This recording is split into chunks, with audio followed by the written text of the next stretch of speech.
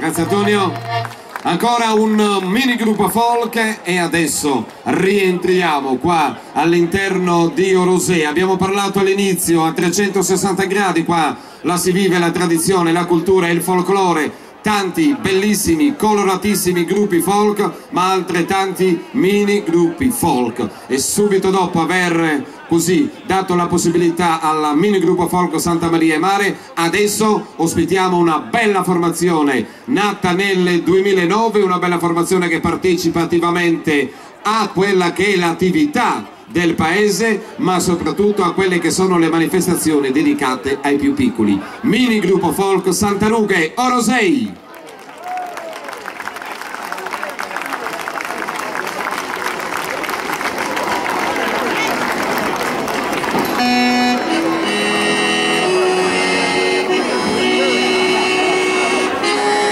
Mini gruppo folk Santa Rughe, questi meravigliosi ragazzi che conosco ormai da tanto tempo, stiamo invecchiando assieme. No, sto invecchiando io, voi siete ancora giovanissimi.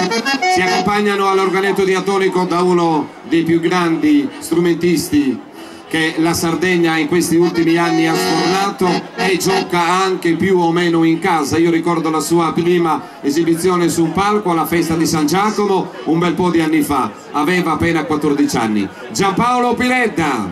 Ciao Giappi. Il primo ballo che ci propone il mini gruppo folk Santa Rughe è dentro il solco della tradizione, dentro questa straordinaria comunità, è un ballo da piazza, è su ballo Brincu.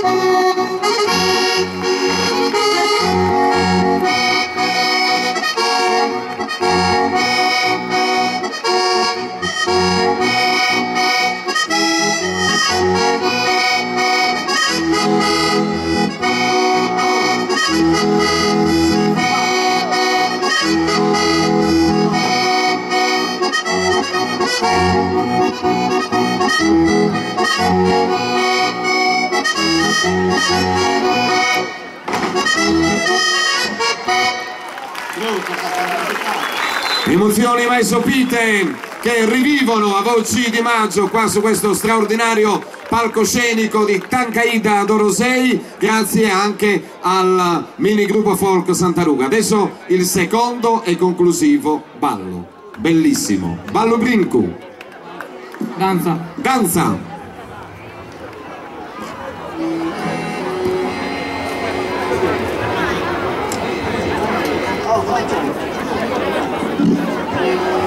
Oh,